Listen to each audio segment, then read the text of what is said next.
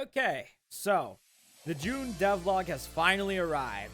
Dude, she needs to start posting these a lot earlier. The night before is atrocious.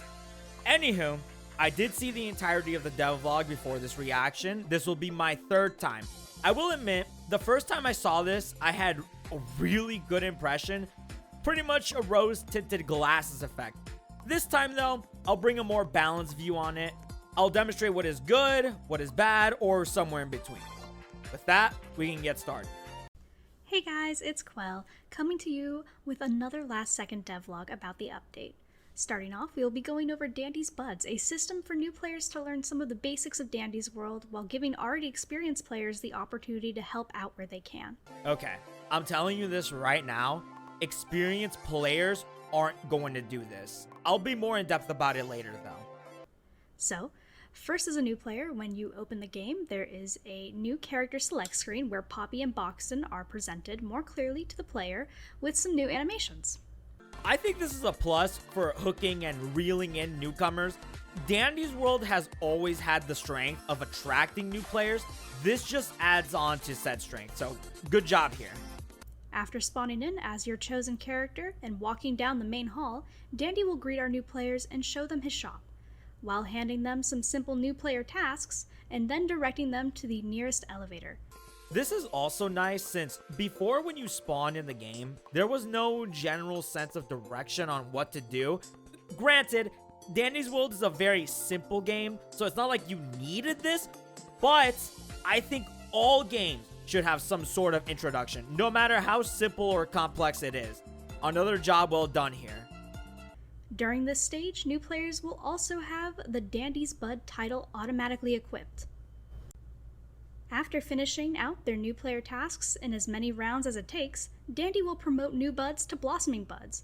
Once players have earned 1,000 total ichor, they will bloom and have the ability to change out their title for any of their earned ones. Our hope with these new player titles is that some of our more seasoned players will take the time to teach the buds when they're able. After all, we've all started somewhere before, and for every floor you help a bud on, you earn towards medals and add to your own personal stat sheet. I think this part is also good. Very nice for new players, especially since there's something to strive for that won't make them quit the game early. Of course, I can't speak for every new player. Now, here's the bad part. To me, this is just passing the buck to veteran players for the game's lack of a proper tutorial. I've seen games try this type of system time and time again. It never works, even with incentives. I feel as though Quell should know this. For those of you who don't know, Quell used to be a contributor for a game called Tower Heroes. In said game, they have a very familiar incentive system of helping new players. The only difference is that it's done through a quest. It reads as follows: play and beat a match with any player that is less than level 20. You get 70 coins for doing so. Let me tell you, no one, I mean no one does this quest. For Dandy's World players, I really only see completionists participating. Even after getting their medals, I can guarantee you they're not going to continue helping new buds anymore. Now, with all that said, there's still limitations on how to help these new buds. Remember, Roblox restricted chat, so it's not like there's a proper way to even guide these new buds without chat features. There's also the matchmaking system. This alone separates new players from more experienced ones. Maybe not in brain power, but you get the point. Despite matchmaking's flaws, no one is going to wait around the lobby to get into a game with a new bud. Also, that remark of, after all, we've all started somewhere before. Okay, and when I played this game, I had no guidance or helping hand. I would imagine this was the same for most of you. Not really a good way to push veterans to help new buds, even with the rewards, or that worthless stat counter. Please, just make a proper tutorial. Anyways, I've been on this point for a while, let's move on. Moving on from Dandy's Bud system, we go into the Fin Tune of the Week. Celebrating our favorite fishbowl tune, this update will have some fun changes coming to Twisted Fin, as well as a rework on Fin's trinket, Fin-themed rewards to earn in the week, a lore video dedicated to Fin, and a whole new machine type, and more. Okay, let's make this one short. Golden skin, ugly. Bro looks like Boy Wonder. Robux skin, God tier. Dude, people have been saying this for a long time. Prismatic Pal should be Finn's default. Here they are, literally taking said skin and almost making it into a version 2. The quests are easy, but I still don't like the encounter quest. Stop pushing this. I don't care if it's easy. There should not be RNG in quests.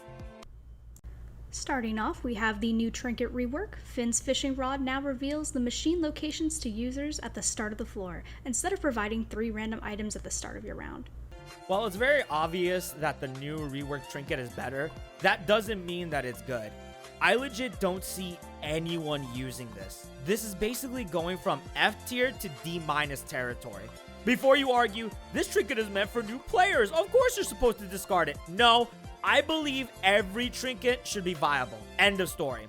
Even if you wanted to make the argument that new players don't have a game sense to know where the machines are at, how does this help them? It scans at the start of a new floor for 5 seconds. The most you'll get is a general direction for 1, maybe 2 machines. After that, the scan is gone and isn't really useful to the new player. Not to mention that even the beginner extraction / speed trinkets provide way more utility than fishing rod. Moving on. Next, I'd love to show you guys Twisted Finn's rework as well.